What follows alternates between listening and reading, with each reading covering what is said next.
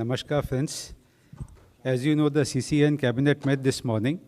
To brief you on the important decisions approved by the Cabinet, we have here with us Honorable Minister of Information and Broadcasting and Youth Affairs and Sports, Shri Anurag Singh Thakurji. My warm welcome to the Honorable Minister. First, the Honorable Minister will brief, and then we shall take some questions related to the Cabinet decisions only. HMIB, sir. धन्यवाद जयदीप जी। नमस्कार मित्रों,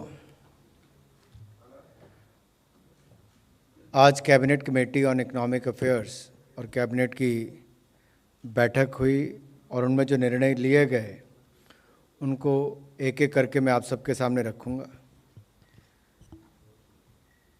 जम्मू कश्मीर और वहाँ पर बिजली की आपूर्ति को लेकर जहाँ एक और सड़क, शिक्षा, स्वास्थ्य, पानी और बाकी मूलभूत सुविधाओं पर सरकार ने हज़ारों करोड़ रुपए की लागत से आधारभूत ढांचा बनाया है, वहीं पर कुछ निर्णयों के कारण जहाँ नई इन्वेस्टमेंट्स भी जम्मू कश्मीर में जा रही हैं, उस सब में बिजली की मांग भी लगातार बढ़ रही है। वहीं पर भारत सरकार ने आज निर्णय लिया है कि क्वार हाइड्रो इलेक्ट्रिक प्रोजेक्ट ये किश्तवाड़ ज़िले में चिनाब नदी पर बनाया जाएगा। 540 मेगावाट का क्वार हाइड्रो इलेक्ट्रिक प्रोजेक्ट होगा। इसे जो NHPC की कंपनी है, चिनाब वैली पावर प्रोजेक्ट्स, इसकी एक सब्सिडरी है, वो बनाएगी। इसमें 51% शेयर NHPC का और 49% शेयर जम्मू कश्मीर के स्टेट पावर डेवलपमेंट कॉरपोरेशन का होगा। मित्रों, ये आत्मनिर्भर बिजली के क्षेत्र में जम्मू कश्मीर को बनाने के लिए ये निर्णय लिया गया है। और अगर आप इससे पहले भी देखें, 3 प्रोजेक्ट इससे पहले किरू, पकलदुल, रातले और अब क्वार, ये चारों को मिलाकर 3000 मेगावाट के प्रोजेक्ट बनते हैं। लगभग 23,000 करोड़ रुपया इनके ऊपर खर्च आएगा। 12,000 से ज़्यादा लोगों को इस पर रोज़गार स्वरोजगार के अवसर मिलेंगे। आर्थिक सामाजिक विकास इसके माध्यम से होगा। और इसके अलावा सावलकोट और किरथू 2, ये 2 परियोजनाएं भविष्य में 2800 मेगावाट की, इस पे ऊपर विचार किया जा रहा है, जो डिपार्टमेंट से जानकारी मिली, और उन पर भी लगभग 28,000 करोड़ रुपए की भविष्य में इन्वेस्टमेंट आएगी। तो कुल मिलाकर अगर आप देखें तो लगभग 50,000 करोड़ रुपए के निवेश के साथ जहां बिजली के क्षेत्र में जम्मू कश्मीर आत्मनिर्भर बनेगा, वहीं पर सरप्लस बिजली बाकी राज्यों को देकर आय के साधन भी बनेंगे। और कुल मिलाकर बिजली के क्षेत्र में जहां केवल हाइड्रो पावर की मैं बात करूं तो अंडर कंस्ट्रक्शन जो है विभाग के, मैं उसकी जानकारी आप बाद में चाहेंगे तो आपको दे दूंगा। अभी मैं अपने आप को कैबिनेट के निर्णय तक ही सीमित रख रहा हूं। तो मित्रों, इससे जम्मू कश्मीर में बिजली की आपूर्ति भी होगी और आय के साधन भी मिलेंगे। दूसरा विषय आपको याद होगा, कोरोना काल में जहां एक और उद्यमियों को, व्यापारियों को बैंकों से बगैर कोलेट्रल और गारंटी के लोन दिलाने का काम मोदी सरकार ने किया था, वहीं पर स्ट्रीट वेंडर्स के लिए योजना हम लेकर आए थे, street vendor Atmanirbhar Nidhi, PM Svanidhi. इसके माध्यम से देश भर के लाखों वेंडर्स को लाभ मिला। आज निर्णय लिया गया है कि इस योजना को अब बढ़ाकर दिसंबर 2024 तक बढ़ा दिया जाएगा, यानी कि मार्च 2022 से दिसंबर 2024 तक इसको आगे बढ़ाया गया है। इसमें सारे ही कोलेट्रल फ्री लोन मिलते हैं और वो अफोर्डेबल भी होते हैं। आपको जानकारी है ही है इसकी कि अगर कोई स्ट्रीट वेंडर लोन लेता है तो मान लीजिए 11% ब्याज बैंक का आपको लगता है, तो 7% के लगभग सब्सिडी भारत सरकार उसके ऊपर देती है। मात्र 4% ब्याज पर ही उसको पैसा देना पड़ता है। और उसमें भी अगर वो डिजिटल पेमेंट्स करता है तो डिजिटल पेमेंट्स पर प्रतिमाह अगर कोई डिजिटल पेमेंट्स 200 करता है तो कैशबैक इंसेंटिव भी उसको दिया जाता है और नेट इंटरेस्ट रेट भी 0 हो जाता है। और डिजिटल ट्रांजैक्शन के लिए उसको 100 रुपया इंसेंटिव देने का काम भी किया जाता है। इसके अलावा अगर मैं इनका आंकड़ा आपके सामने दूं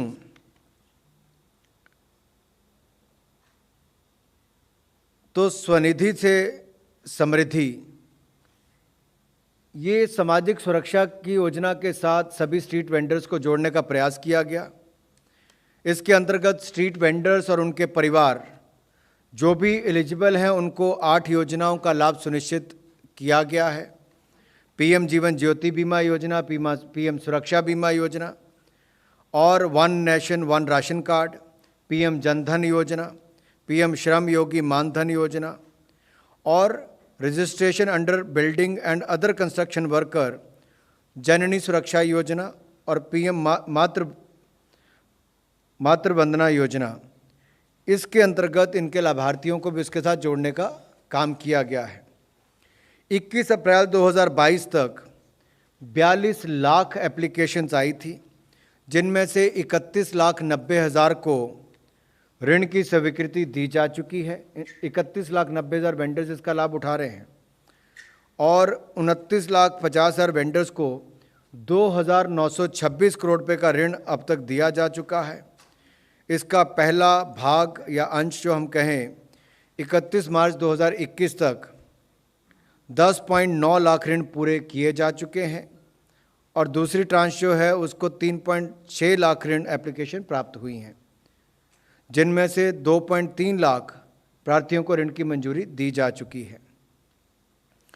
तो स्वनिधि से समृद्धि योजना के अंतर्गत विभिन्न योजनाओं के लिए अब तक 16.7 लाख लाभार्थियों को 23.2 लाख सैंक्शंस किए जा चुके हैं। और ये जो वेंडिंग जोन्स हैं ये भी 5,800 से बढ़ाकर 10,500 कर दिए गए हैं।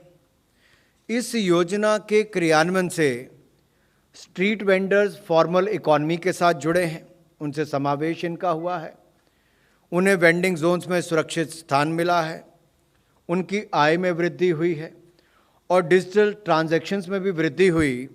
साथ ही साथ स्ट्रीट वेंडर्स को सुरक्षा की भावना दिलाने एवं गरिमापूर्ण जीवन जीने का भी एक अवसर दिया गया है। पूर्व में जो स्वीकृत राशि थी वो 600 करोड़ थी, जिसको बढ़ाकर 2,187 करोड़ रुपया का प्रावधान किया गया है।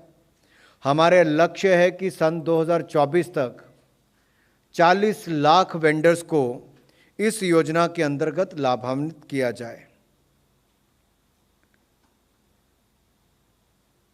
जो स्ट्रीट वेंडर्स दोनों किश्तों का भुगतान करेंगे वो अपने कारोबार का विस्तार करने के लिए इच्छुक होंगे, उन्हें तीसरी किश्त के रूप में 36 माह के लिए 50,000 रुपये तक का ऋण भी दिया जाएगा।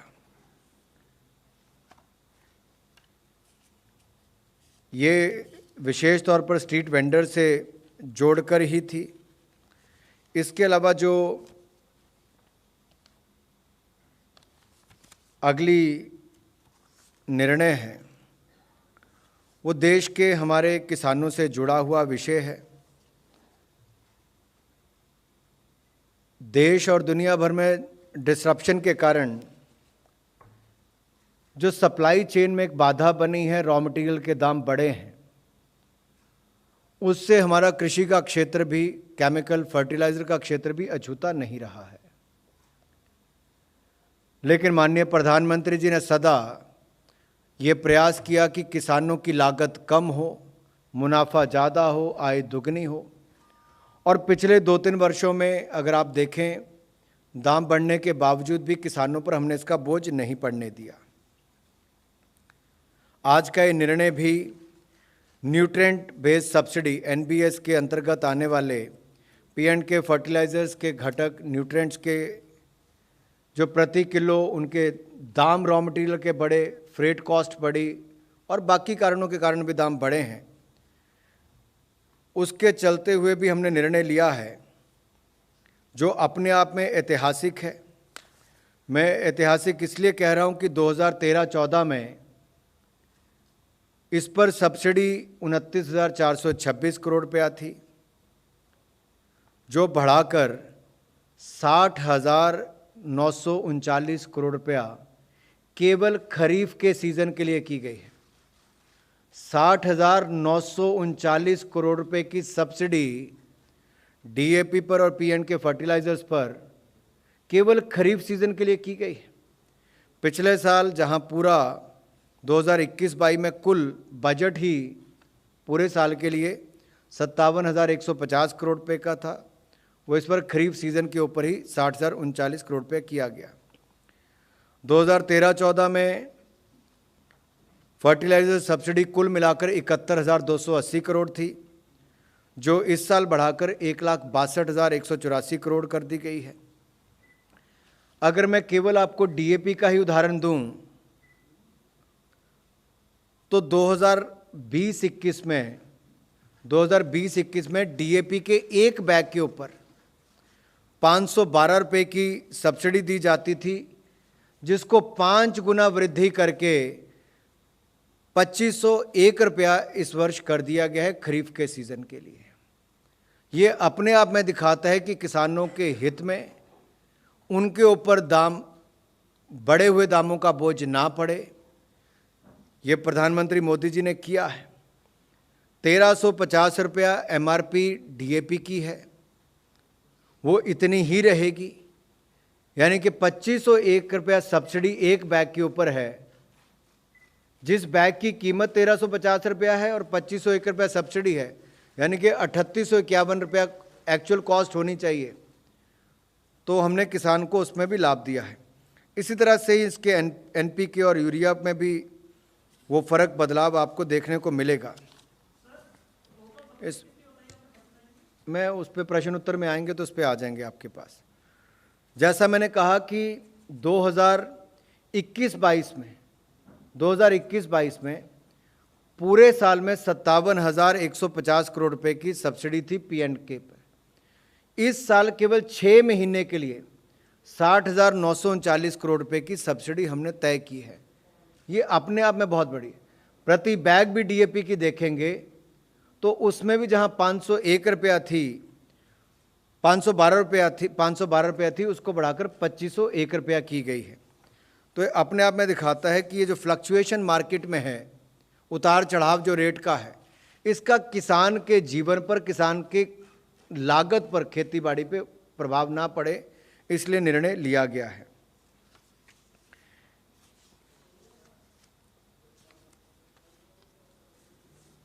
मित्रों, जो दूसरा विषय एक और, हम अधिकतर सड़कें, रेलवे और बाकी सब, पानी, इस सब की बात करते हैं कि मूलभूत सुविधाओं का एक अंग वो भी है पक्के मकान, शौचालय से लेकर बाकी सब। लेकिन अभी मैं देख रहा हूँ आप सबके हाथ में मोबाइल फ़ोन है। यहाँ पर 4G है, लेकिन LWE एरियाज़ में 2G कनेक्टिविटी है। तो उन क्षेत्रों में भी माननीय प्रधानमंत्री जी की सोच है कि जहाँ एक और पक्के मकान, सड़क, बिजली, शौचालय, बैंक अकाउंट सब बनाकर दिए जा रहे हैं, वहाँ पर टेलीकॉम के नेटवर्क में भी सुधार हो और ये जो 2G की सुविधा है, इसकी जगह 4G की सुविधा वहाँ पर मिले, तो देश के 10 राज्यों में 2,542 टावर्स को आज प्रधानमंत्री मोदी जी के नेतृत्व में मंत्रिमंडल ने 2G से 4G में अपग्रेड करने के लिए 2,426 करोड़ रुपए का अनुमोदन किया है। और ये सभी साइट्स नक्सल प्रभावित क्षेत्रों में है। इनमें आत्मनिर्भर भारत में बने 4G core network, radio network एवं टेलीकॉम इक्विपमेंट्स का उपयोग किया जाएगा। इन सभी साइट्स को BSNL ही अपग्रेड करके संचालित करेगा। इसमें आंध्र प्रदेश में 346, बिहार में 16, छत्तीसगढ़ में 971, झारखंड में 450, मध्य प्रदेश में 23, महाराष्ट्र में 125, उड़ीसा में 483, पश्चिम बंगाल में 33, उत्तर प्रदेश में 42, तेलंगाना में 53, कुल मिलाकर 2542 टावर्स को अपग्रेड किया जाएगा, 4G बनाया जाएगा। ये डिजिटल इंडिया को बल देने के लिए है। जहां एक और स्वनिधि में डिजिटल पेमेंट्स करने के लिए वेंडर्स को इंसेंटिव मिलता है, ऋण में वृद्धि मिलती है, पहली से दूसरी बार में दुगना कर दिया जाता है, फिर 50,000। वैसे ही LWE एरियाज में 2G से 4G सीधा ही जाने का निर्णय लिया गया है।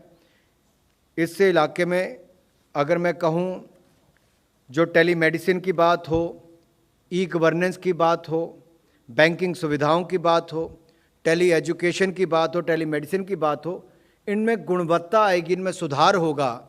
और आपदा के समय हमने ग्रामीण अंचल में हमने देखा कि कैसे ग्रामीण क्षेत्रों में गरीब बच्चों ने भी और बाकियों ने भी टेलीकॉम सेवाओं के माध्यम से पढ़ाई लिखाई की है। इस क्षेत्र में भी इसका कोई नुकसान ना हो, तो ये जिम्मेदारी BSNL को दी है और ऑपरेशन और मेंटेनेंस करने का काम भी BSNL ही इसमें करेगा। मित्रों, जो अगला विषय है वो बैंकिंग से जुड़ा हुआ है, जहां एक और UPI भीम जैसी सेवाओं के कारण आपदा के समय भी एक बटन दबाते ही गांव के करोड़ों लोगों के पास पेंशन या बाकी सुविधाओं को पैसा सीधा ट्रांसफ़र किया जाता है, मनरेगा की पेमेंट से लेकर बाकी किया जाता है। वैसे ही प्रयास ये भी था जब निर्णय लिया गया था मोदी जी के नेतृत्व में कि दूर सुदूर ग्रामीण क्षेत्रों में जहां एक और बैंकिंग की सुविधा मिले, वहीं पर भारतीय डाक के जितने छोटे और बड़े पोस्ट ऑफिस हैं उनके माध्यम से बैंकिंग की सुविधाएं मिले। तो इंडिया पोस्ट पेमेंट बैंक, इसको स्थापित करने का निर्णय 2016 में लिया गया था। आज करीब लगभग 1,56,000 पोस्ट ऑफिस में 1,30,000, जो कुल 1,56,000 पोस्ट ऑफिस है, उनमें से 1,30,000 पोस्ट ऑफिस में इंडिया पोस्ट पेमेंट बैंक की शाखाएं स्थापित हो चुकी हैं। 5 करोड़ से ज़्यादा इस पे बैंक अकाउंट खुले हैं। कुल मिलाकर कहूँ तो 5,23,00,000 परिवार बैंकिंग के साथ सीधे तौर पर जुड़े हैं और इनमें से आधे से ज़्यादा अकाउंट माताओं और बहनों के हैं।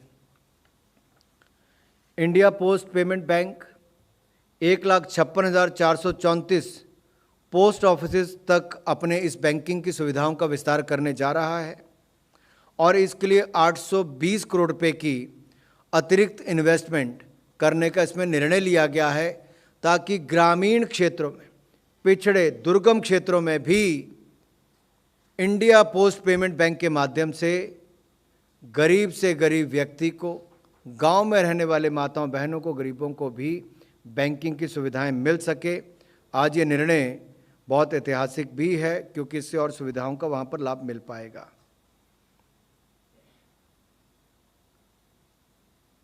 जहां तक रेवेन्यू की बात है, लगभग 3,500 करोड़ रुपए के डिपॉजिट इन सब बैंक खातों में हैं और इस बैंक का रेवेन्यू भी 4 गुना बढ़ा है। इससे पता चलता है कि इसका लाभ भी ग्रामीण क्षेत्र के लोग हमारे उठा पा रहे हैं। धन्यवाद। Thank you, sir. We will now take some questions. Yeah, 1 to 1. मंत्री जी, हमारा सवाल है कि आपने स्ट्रीट वेंडर के बारे में जो बताया कि हम जो है इन्हें लोन दे रहे हैं पूरे इंडिया में, तो आपने कहा कि फर्स्ट किस्त, सेकंड किस्त, थर्ड किस्त में 50,000 देंगे, तो ऑटोमेटिक इनको अभी स्ट्रीट वेंडर को कितना लोन आप दे रहे हैं? देखिए, इसमें 10,000 से शुरुआत हुई थी, अगर आपको याद होगा। उस समय 5,000 करोड़ का प्रावधान किया गया था, फिर बढ़ाकर 6,000 करोड़ हुआ। और जैसे ही वो पहली किस्त समय पर वापस करता है तो उसको 7% तो एक तरफ सब्सिडी मिलती है, मान लीजिए 11% आपका इंटरेस्ट रेट है तो 7% पहली सब्सिडी मिल गई। आपने किस्तें समय पर दी और डिजिटल रिटर्न की, डिजिटल पेमेंट की, तो उससे आपकी वो भी माफ़ी होती है। फिर आपकी उससे दुगनी हो जाती है 20,000 रुपया, यानी कि आपकी क्षमता बढ़ जाती है, क्योंकि बैंक में आपकी सिबिल रेटिंग आ जाती है। जब आप वहाँ पर भी सुधार करते हैं, वापस पेमेंट करते हैं, तो तीसरी किस्त के रूप में आपको 50,000 रुपये तक का लोन मिल सकता है, वो भी 36 महीनों तक के लिए मिलता है। जबकि पहली किस्त जो थी वो 1 साल के लिए, जो पहली मिलती है वो 12 महीने के लिए मिलती है। तो इसमें क्या है, डिजिटल पेमेंट्स को बढ़ावा मिलता है, स्ट्रीट वेंडर को पहचान मिलती है, कम इंटरेस्ट पर, कम ब्याज पर उनको लोन मिलता है, इंसेंटिव डिजिटल पेमेंट्स का मिलता है, और रिकॉग्नाइज्ड उनके जो एक परिचय बोर्ड लगता है, तो दूर से दिख जाता है परिचय बोर्ड लगा हुआ कि ये स्ट्रीट वेंडर रिकॉग्नाइज्ड है अर्बन लोकल बॉडीज़ के द्वारा, और ये कहीं ना कहीं बैंकिंग से जुड़ा हुआ है, तो लोग डिजिटल पेमेंट भी वहाँ पर कर सकते हैं। Number 28.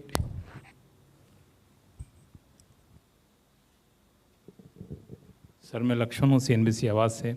मेरा सवाल ये है कि फर्टिलाइज़र सब्सिडी जो बढ़ाने का फैसला लिया गया है, क्या उसके बाद अब फर्टिलाइज़र कंपनियों को कीमतें बढ़ाने की ज़रूरत नहीं पड़ेगी, यानी किसानों को बढ़ी हुई कीमत नहीं देनी पड़ेगी? और दूसरा कि ये चालू कारोबारी साल के लिया गया है, पिछले कारोबारी साल के कुछ क्वार्टर में भी फर्टिलाइज़र कंपनियों को ऊंची कीमत पर कच्चे माल खरीदने पड़े थे, क्या उसकी भरपाई की जाएगी? देखिए, निर्णय इस साल के खरीफ क्रॉप को लेकर किया गया है, अगले 6 महीने के लिए किया गया है। अंतर्राष्ट्रीय बाजार में बढ़ी हुई रॉ मटेरियल की कीमतें, फ्रेट और बाकी कारण, जिसके कारण कीमतें देश ही नहीं दुनिया भर में बढ़ी हैं, उसके बावजूद भारत के किसान के ऊपर कोई बोझ ना बढ़े, इसलिए किसानों के हितों को ध्यान में रखते हुए प्रधानमंत्री मोदी जी ने, जहां 2020-21 में 512 रुपये प्रति बैग सब्सिडी मिलती थी, अब उसको बढ़ाकर 2501 रुपया प्रति बैग सब्सिडी कर दी है। और ये केवल किसानों के लिए किया गया है, इससे किसान पर बोझ नहीं पड़ेगा, और ये सब्सिडी का मतलब है कि जो कंपनीज बना रही हैं उनको ये सब्सिडी मिलेगी ताकि उनका भी नुकसान ना हो। 1, 2, 3. सर ये थोड़ा बताइए। सर तरुण शर्मा जी बिजनेस से। सर इस आपने 6 महीने के लिए आपने करीबन 60,000 करोड़ स्वीकृत किए हैं फर्टिलाइज़र के लिए। सर टोटल बजट जो है वो 1,62,000 का है इस बार, तो क्या इस पे भी कोई चर्चा हुई कि इस बजट को भी आगे बढ़ाया जाए, क्योंकि जो कीमतें हैं उसका असर हम देख रहे हैं, और जो फर्टिलाइज़र सेक्रेटरी है उनका भी मानना था कि प्राइजेस आगे भी अपवर्ड ही रहेंगे। दुनिया भर में दाम किस दिशा में जाते हैं इसका अभी मुझे कहना संभव नहीं होगा, लेकिन ज़रूरत पड़ी तो हमने अभी नहीं, आपदा के समय भी किसी किसान को ना खाद की कमी आने दी, ना खरीद में कोई कमी रखी। सो किसान को खाद की भी पूर्ति की और खरीद की भी आपूर्ति करने का काम भारत सरकार ने किया है। इसीलिए मोदी जी किसानों के हितैषी गिने जाते हैं। और ये निर्णय भी, जब मैंने कहा कि पिछले साल के बजट को देखेंगे तो जितना पूरे साल में दिया है वो आंकड़ा भी मैंने अभी आपको बताया कि 57,150 करोड़ रुपया न्यूट्रिएंट बेस्ड सब्सिडी के P&K फर्टिलाइजर्स की अगर मैं बात करूं तो 57,150 करोड़ रुपया पूरे साल में खर्च हुआ था। इस बार केवल 6 महीने में 60,739 करोड़ रुपया खर्च कर रहे हैं। ये अपने आप में दिखाता है कि ज़रूरत पड़ी तो इसको आगे भी बढ़ाएंगे, और जब दिसंबर महीने में रिवाइज्ड एस्टिमेट आता है, दोबारा बजट पर देखा जाता है, उस पर चर्चा होगी, लेकिन किसानों पर बोझ नहीं आने देंगे।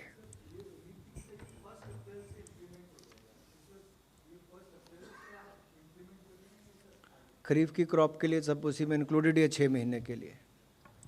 रविंद्र जी।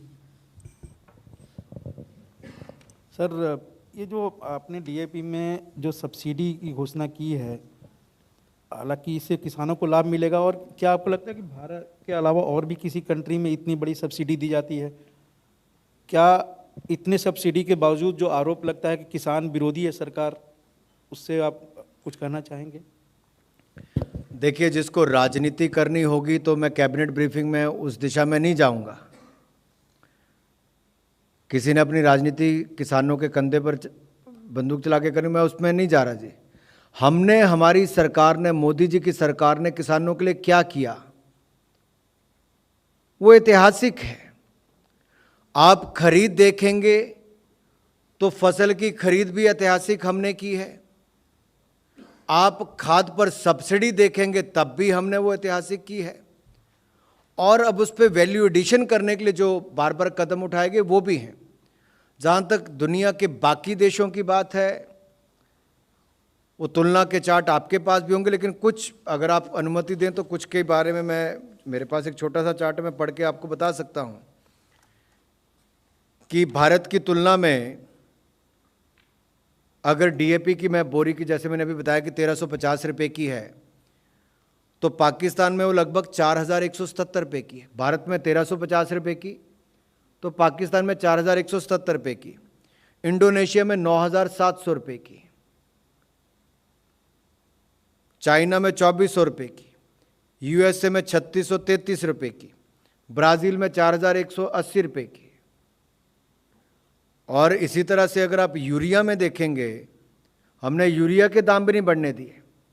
मैं डीएपी के अलावा ये भी कह रहा हूँ, हालांकि यूरिया में भी देश और दुनिया भर में बहुत दाम बढ़े हैं, हमने वो भी 266 रुपये ही प्रति बैग रखा है, जबकि पाकिस्तान में वो 791 रुपये है, इंडोनेशिया में 593 रुपये है, चाइना में 2100 रुपया है, यूएसए में 3600 रुपया है, बांग्लादेश में 719 रुपया है और ब्राज़ील में 3600 रुपये है। कहाँ 260 रुपया और कहाँ पे 3600 और 7000 रुपये के लगभग। तो ये अपने आप में दिखाता है कि भारत ने, यानी कि मोदी जी की सरकार ने किसानों के हित में लगातार कैसे निर्णय लिए। किसानों की इनपुट कॉस्ट यानी कि उनकी लागत नहीं बढ़ने दी, जिसमें से एक बहुत बड़ा हिस्सा डीएपी का और फर्टिलाइज़र और खाद का, यूरिया का है। तो हमने इसको बड़ी गंभीरता के साथ लिया है और कहीं पर कमी भी नहीं आने दी है। नंबर 4। सर एक बात ज़रा बताइए, आप जो बोले कि 6 महीने के लिए इतना आपने बढ़ाया, पिछले 6 महीने से कंपेयर करें तो what is the exact increase rather than वो भी आपको दे देंगे, वो भी आपको दे देंगे। हाँ, because that will bring more clarity rather than कि हम कितना बढ़ाएं। मैंने तो 20-21 का जैसे आपको कहा है 512 रुपये से बढ़ाकर 2501 रुपये कर दिया, तो एक साल के अंदर ही आपका 5 गुना तो फिर भी बढ़ ही गया है सब्सिडी। जी,